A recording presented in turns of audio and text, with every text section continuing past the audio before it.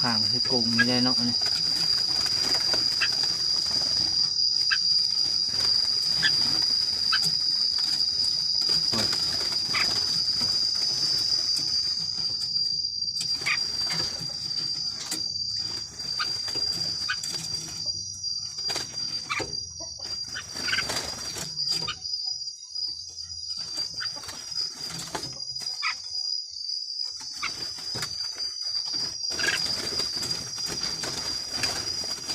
สบายดีเนาะ FC หมดทุกคน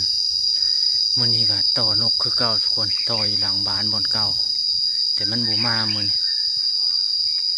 นกบ่มาเอาสิพาไปเบิ่งนกเฮาต่อได้มื้อหันเนาะเมื่อวานนี้ได้2 แต้มลูกใบว่ามีจักโตเนาะนกเฮาเนาะต่อก็ห้องอยู่เกาะไว้บางเทื่อนกมาเนาะนกมันมักลอยมาอยู่แถวนี้นะ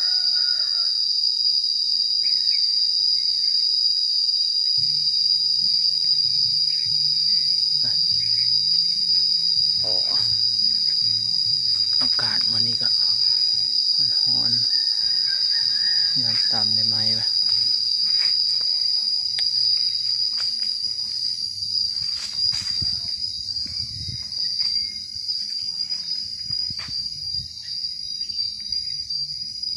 นกบัวมาเนี่ยเนาะวานมือซื่นเนาะมาได้3 โตวมาก็ได้3 โตวทุกคนวันนี้ยังบ่เห็นมาเหมือนวานนี้ได้แต่เช้าลูกใบ2 แต้มย้ายไปใส่กรงนี่แหละทุกคนตอนนั้นขังอยู่กรงฮะกรงเล็กกรงตะนางอย่าง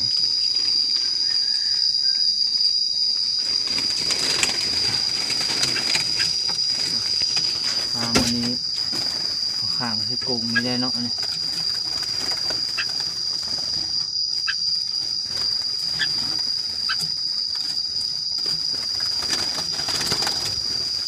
ถ้าว่า FC ท่านใดสนใจเนาะ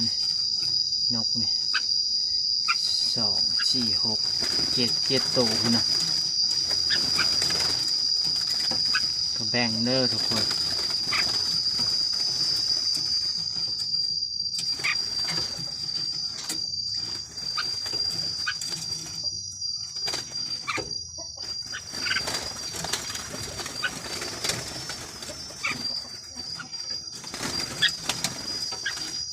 แบ่งลูกใบเนาะลูกใบ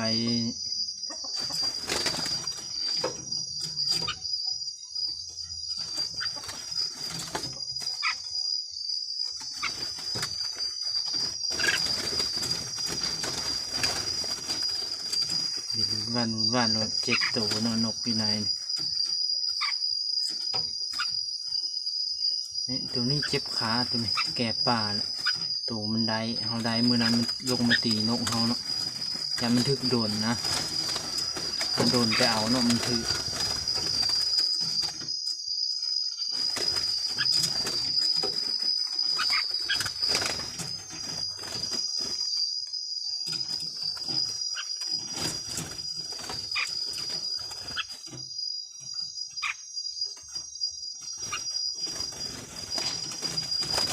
โอ้น้ำมันก็ขุ่นเลยจะได้เปลี่ยนน้ำให้มันอีกเลย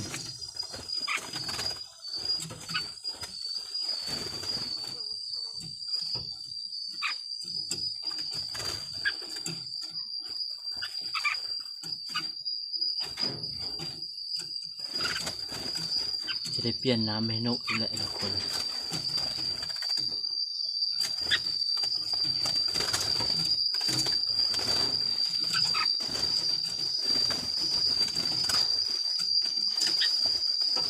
ลูกใบมี4 ตัวอยู่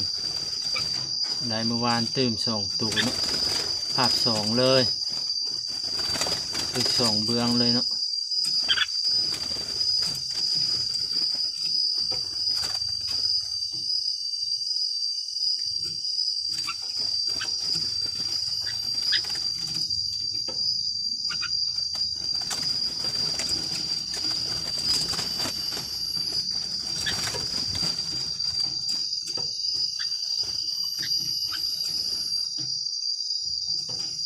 ลู ลูกใบก็มีแต่ตัวงามๆตัวใหญ่งามๆเนาะ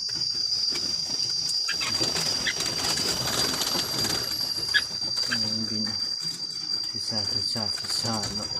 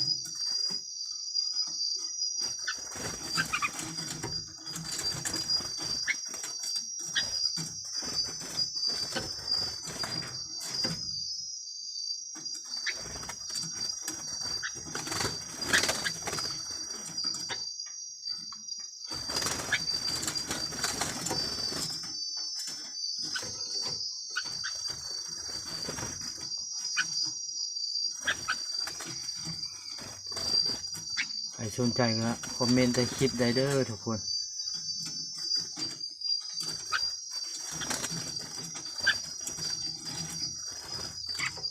ยังบ่มีคนจองเนาะนกยังบ่มีคนจองเด้อ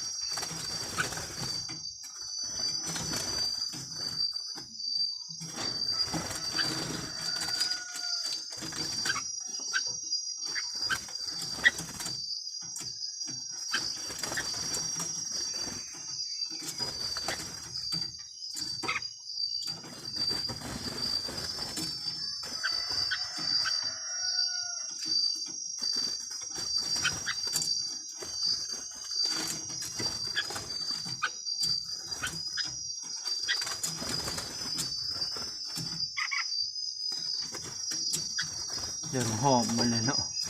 เอาเขามาไกลมันหลายมันตื่นบินตลอดเริ่มหอมนะ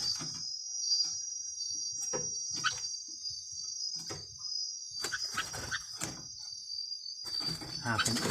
ต้องหาเป็นย้ายกลุ่มมือว่านนี่แล้วมาใส่นี่กลุ่มให้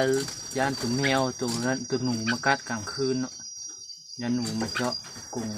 มันเป็นกลุ่มยางนะตะนางยางตัวน่ะตัวนี้เป็นตะนางเล็กปลอดภัยตัวนี้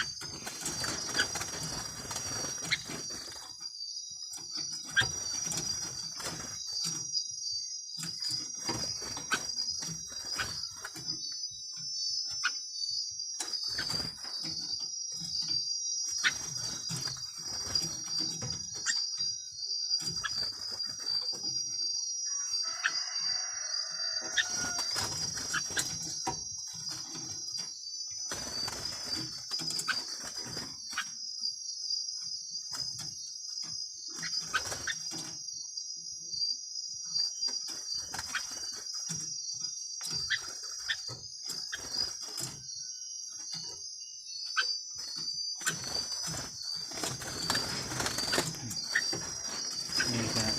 เป็นหัวอาหารมันทุกคนเกลือหัวอาหารเม็ดน้อยๆนี่หัวอาหารนี่น้ำก็ชามบักใหญ่ก็เปลือนแล้วจะน้อยจึงเปลี่ยนให้มัน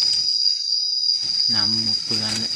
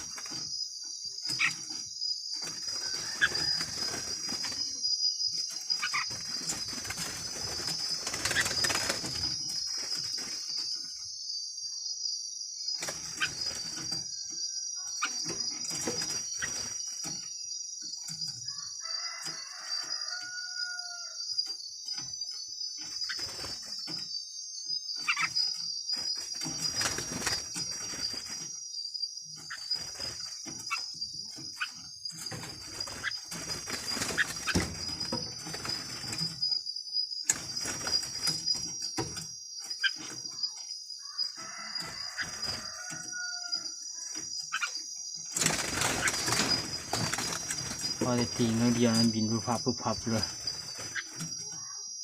มี7 ตัวเนาะเป็นไฟมากกะสั่งได้เด้อทุกคนนกจุลาวเนาะนกลูกใบ4แก่ป่า3ตอน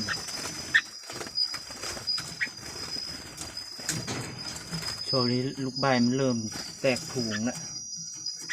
มือนั้นก็มา2 ตัวมือทำอีกมา3ได้ตัว1แล้วมือต่อมาอีกได้ตัว1นี่เราบุเห็นมาแล้วเรามาอีกวานนี้มา2ได้2เลย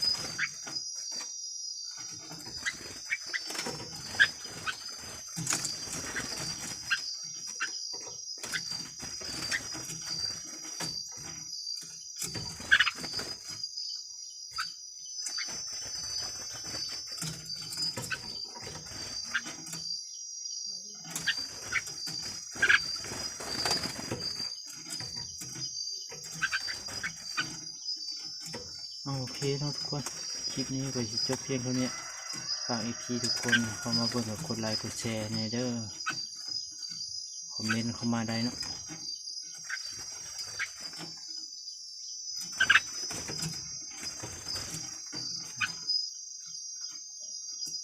เจอกันคลิปหน้าทุกคน